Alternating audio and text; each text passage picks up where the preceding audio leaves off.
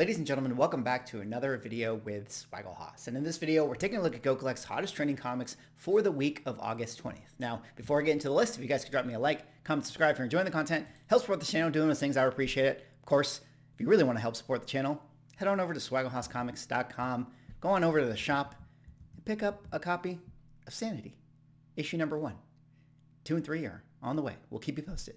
All right, let's get into this list here today. If you guys want to do your own reading, I will put a link in the description, but I feel like you guys know the drill by now. This article is always written by Matt Tuck, and these are the 5 most liquid books this last week. A very, very interesting list. I think kind of a list that you would sort of expect. I think there's a couple books on here that we've recently talked about, so it makes a lot of sense as to why they are showing up. But let's not get ahead of ourselves. Coming in here at the number 5 spot is a very cool book to see back on the trending list. Of course, we're talking about Raphael, Teenage Mutant Ninja Turtles number 1. New to the list this week, now sitting in the 91st spot. And what is the significance of this? Well, of course, it's the book that came out in 1985 by Eastman and Laird. That would be the one-issue micro-series for the character known as Raphael. Now, as we talked about the other week, we recently had the release of the Teenage Mutant Ninja Turtles animated film that a lot of people actually had very, very positive things to talk about when that movie came out. You know, I think it did pretty well overall. Maybe not as big of a hit as Into the Spider-Verse, but certainly, celebrated amongst a lot of comic book collectors. And we've slowly been seeing some effect on the comic book market within context to the Teenage Mutant Ninja Turtles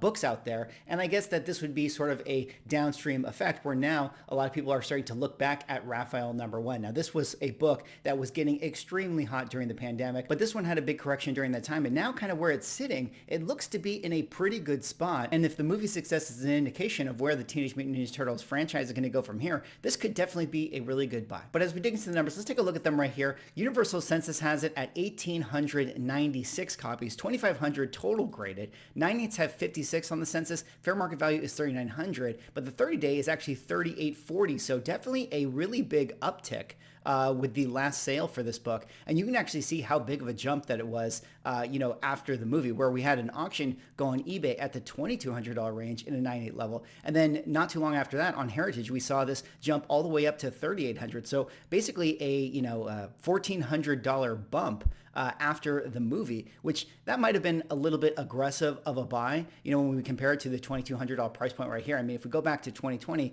it was a $1,600 book. I feel like some of these $2,000 buys are actually, in line to the trend, pretty decent overall. I mean, 9/8 are only the top 3% for this book, so not too easy to come by. And it feels like, generally speaking, if you can find this book in a good window, it could be a good opportunity for Teenage Mutant Ninja Turtle fans out there. Then, of course, down here at the bottom, not going to see it slapped at the low grade being a 1985 book, but when you go onto eBay looking for raw copies, typically they sell around that $100 to $150 to maybe $200 range, depending on the deal and depending on the grade. All right, let's move on now to the 4th hottest trending comic of the week. And the 4th hottest trending comic of the week is a classic book right here. Of course, we're talking about Amazing Spider-Man number 31, new to the list this week, now sitting in the 57th slot. And what is the significance of this? Well, of course, this is the book that came out in 1965, written by Stan Lee, that would feature the first appearance of Gwen Stacy and Harry Osborn. Now, as Matt points out in the article, there's a lot of reasons why this book has the spotlight on it this week. Of course, we have, all the rumors that have been constantly circling around Gwen Stacy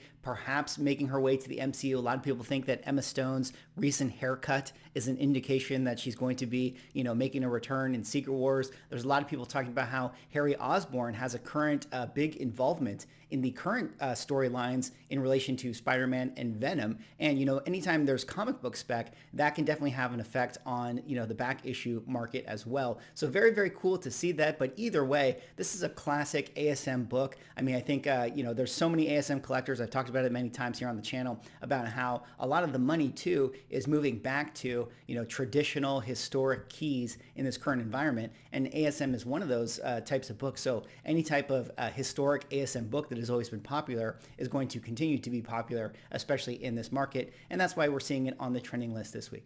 But as we dig into the numbers for this one, let's take a look at some of the values here. Census has it at 3,457 universal copies, almost 4,000 total. 9/8 have 3 on the census, but let's go down here to a grade where we can kind of see more recent comps. 7/5 has 207 on the census, fair market value 1150, 30-day moving 1041. And you can see that this is a book that, even though it is still above my trend line overall, as I've talked a lot about how I predict a lot of books will go back to their 2020 pricing or slightly above that. This book was a $660 book, maybe a $700 book in that time. Now it still sits at the $1,000 range, still probably a little hot in my opinion, but at the same time, I think there's a counterbalancing effect where there's a lot of people and a lot of demand for ASM books. So, considering that this book at one point was selling at the $2,000 price point, I think now is probably a decent time to look to get it, although there might be a little bit of risk involved. Then down here at the bottom, 3.0s going for around the $250 range, 1.5s going for the $150 range. And I would say that that's pretty accurate overall, because when you go onto eBay looking for raw copies, typically they sell around that $150 to $250 to $350 dollar price point, depending on the deal and depending on the grade. All right, let's move on now to the third hottest trending comic of the week. And the third hottest trending comic of the week is maybe not a surprise right here, although it is a little surprising if you watch my video where I was breaking down the Blue Beetle comic book. This one right here is Infinite Crisis number 5, Jim Lee edition, new to the list this week, now sitting in the 47th slot. And what is the significance of this? Well, of course, this is the book that came out in 2006, written by Jeff Johns, that would feature the first appearance of Jaime Reyes as the Blue Beetle. Now, of course, you guys know we recently got the Blue Beetle this past weekend in theaters. I don't believe that movie performed very well. I mentioned it in my video last week where I was talking about this book and how the projections for the weekend box office was not looking very, very good. And also the comic book market was not having too much of a reaction to this book. Now, it was enough to put this book on the Go Collect trending list because there were people who, of course, started their books at auction, wanted to make sales this weekend, trying to capitalize on any type of FOMO that there might be in the market, which, of course, this list is slanted towards volume of sales. So there were a decent volume, but not a big increase in prices. But as we dig into the numbers for this one, let's take a look at some of the values here. Census has it at 1,605 universal copies, 1,700 total. 9.8s have 719, so a pretty decent 9.8 rate. Fair market value is 240. 30-day moving is 209. Definitely a book that has had a big correction from its speculative value, early back in 2021, where it was more of a $500 book, basically pushing that level. Had kind of a bottoming right here at the $200 price point, a little bit of an uptick when we were getting the trailers earlier in the year, and then back now to that same bottom. And while the future for this character is still uncertain and nobody really knows what's going to happen with the DC universe, it doesn't feel like $200 for a 9.8 for the first appearance of a fairly notable character is all that bad. It seems like a pretty decent buy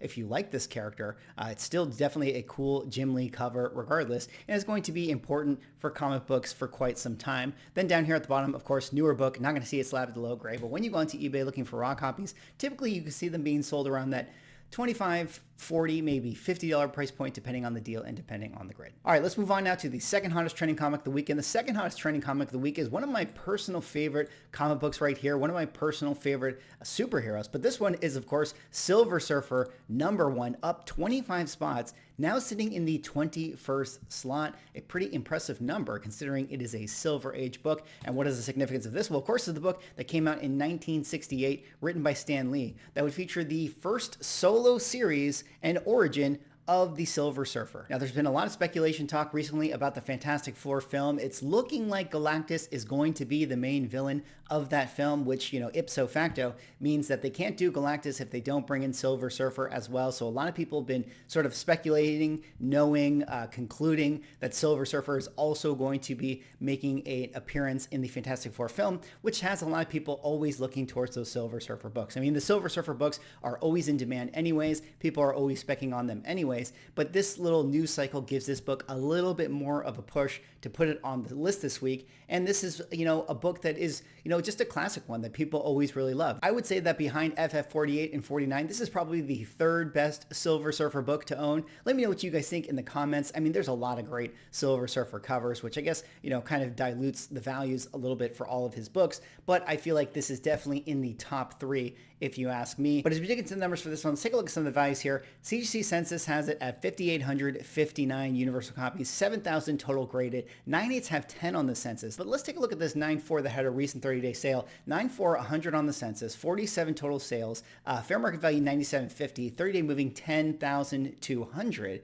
And you can see that this is a book that actually at this high level still is trending upward because there are enough holders. Even though there's 100 out there at this level, this is still only 2.6% of the census. So not too often does this book go on sale. You can see that there were 3 auctions in this calendar year, 0 in 2022, and only 2 in 2021. So, the people that have this book at the high-end level are definitely in it for the long term. They're looking to hold this book, which is why this has been able to maintain, such a high floor value, even though we've had kind of market corrections.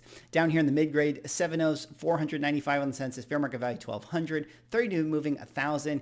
Here in the mid-grade, this is where you start to see some of the pullbacks and the corrections of 2021, because again, higher census point at this current level, which means that there's going to be more, people selling in the market, which is going to be harder to maintain the floor. Although where it sells for today, going back to 2020, where it's an $800 book and now people are getting it for $1,000, seems like a good buying opportunity if you ask me. And then of course down here at the bottom, 3.0s, fair market value around the $300 range. You're looking at basically $100 per point at this point, which is not a bad price to pay for this great key. And of course, when you go into eBay looking for raw copies, you can find them around that price point as well, selling at that $300, $350, maybe $400 range, depending on the deal and depending on the grade. All right, let's move on now to the hottest trending comic of the week. And the hottest trending comic of the week is no surprise right here. It's a book that we've talked about on the channel this past week. Of course, we got Uncanny X-Men number 130, new to the list this week, now sitting in the number 3 spot. Yes, of all the books that are being bought and sold out there,